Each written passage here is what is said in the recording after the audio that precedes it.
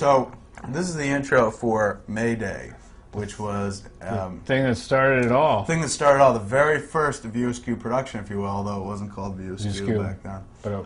But it's the short doc that me and Scott made while we were in film school, and it's presented in a kind of, well, our portion of it is presented in a humorous light, but the other people in the short, they're fucking deadly serious. They're genuinely mad. Yeah, apparently me and Mosier were not very good at what we were doing back then, and some people would argue say that even we're still not. Yeah, still haven't learned anything. We still haven't learned the 6 Ps, which you'll get in a few minutes. Understand. Yeah, in a few minutes you'll also understand this whole this silhouetted thing. It's kind of a joke in advance. It's foreshadowing. And they take the punch out of the joke in the actual short, but whatever. And perhaps this was kind of not well thought out to do that. That's a bad idea. In advance. It might have been funnier to do it. You know what? This is stupid. Yeah, it's dumb. I'm fucking out of here. This is dumb. We blew it. 6 Ps, guys. Fuck this. They wanted to make a documentary about a local personality who's undergoing sex change, about a woman who had made the decision to not be a man physically. Now that was an interesting premise for a documentary. It looked like it was definitely what I thought was the most exciting project, and it was about a transsexual, and they were going to portray her in an honest way.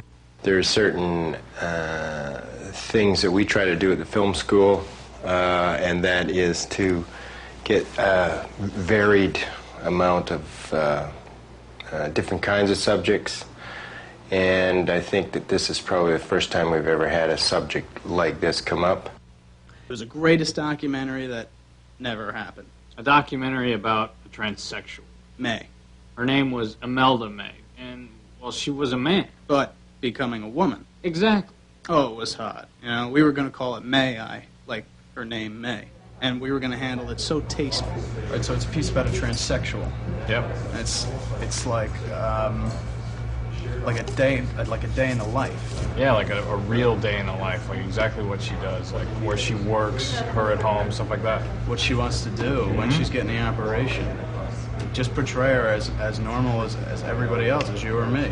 When I saw the final proposal for May I thought, well, this has a chance of being a good documentary. But there was something about it that was always in the back of my mind and in the backs of, it seemed, everybody's minds that read the proposal, and that was, there's a chance that this whole thing could fall apart.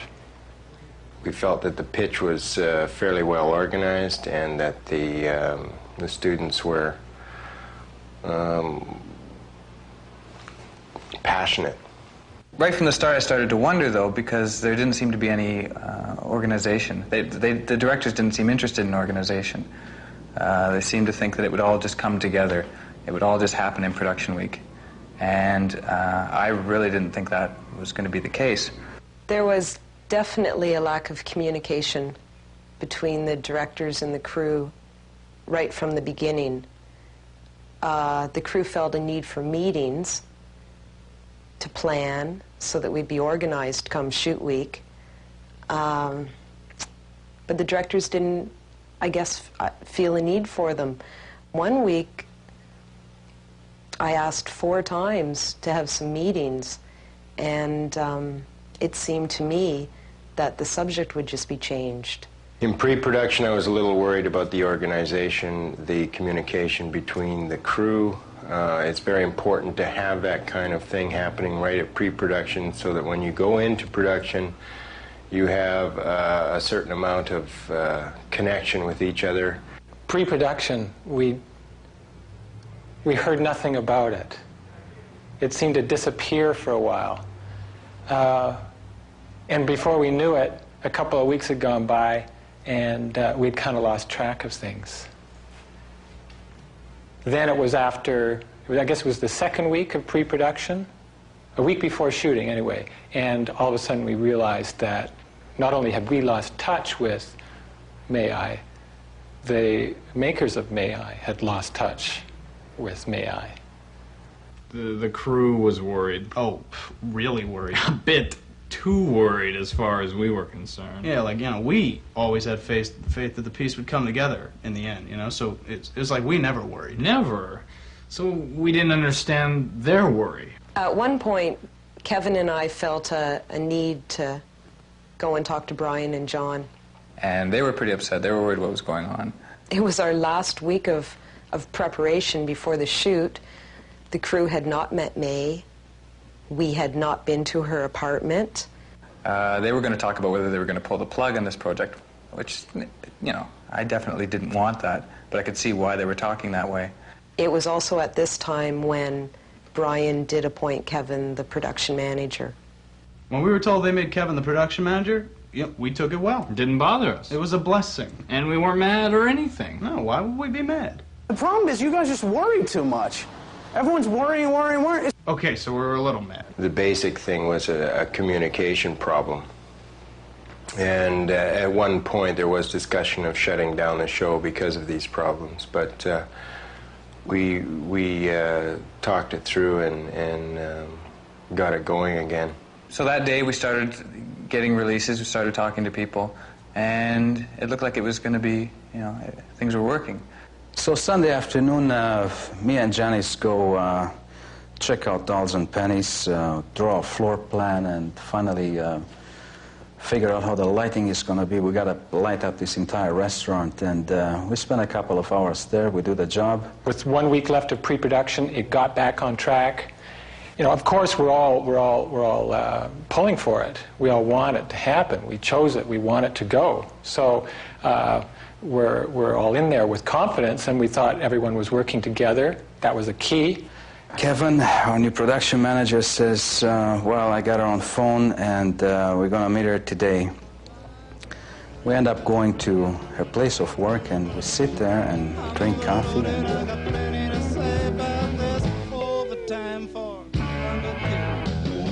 Everyone seems to like May. She gets along with everybody.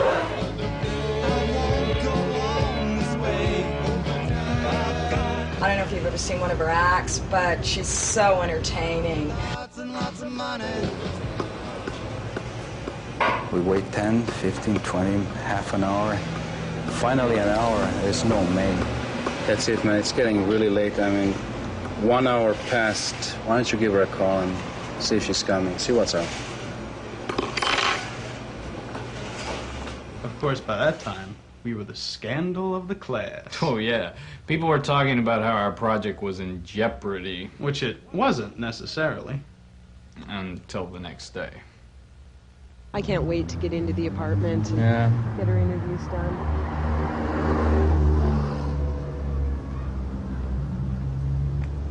Did they come? What time we have to bring the equipment back? 5 Saturday. I think she must know somebody at the school. Why? Oh, no. What? She's free, but it's Saturday at 4 o'clock. Oh, no. It's a wrap, man. The group had finally really come together, and we were all in it together. We were all prepared to make this thing work. And suddenly it all just came crashing down. Hey, there's the 6 Ps. Poor planning produces piss-poor production. To my knowledge, the first time that a documentary has fallen apart in production was with May I. It's never happened before. So after we spent weeks of nurturing and building our ideal documentary, it crumbled in the middle of production. The thing is, when you're doing a documentary, you have to remember that you're not in control of your environment. That's true. You're not in control of your environment. The documentary medium, it's a tenuous one at best, you know? You're relying on natural events as they occur, and even if you plan and plan and plan and plan and plan, all it takes is one missing element to topple the entire structure. Or lose your subject. Well, that too. It was like being in love. What? It was like being in love. How do you figure? You're never quite sure if everything is okay when you're in love. There are so many pitfalls and tripwires, and nobody is ever honest with one another. Love is hard to keep a pulse on. Can we edit that? Trouble shifting out of my heart, trying to make enough to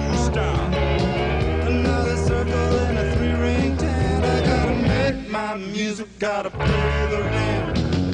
Taking orders on a big job site. So now may I? I'm sorry, past tense.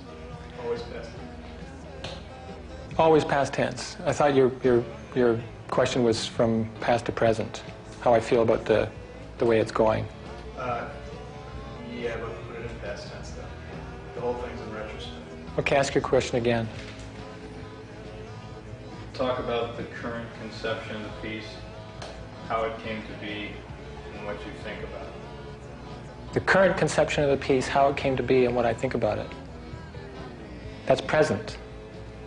But speak about it in the past tense. You can cut for a second. I'm overloaded, I got plenty to say about this. Overtime for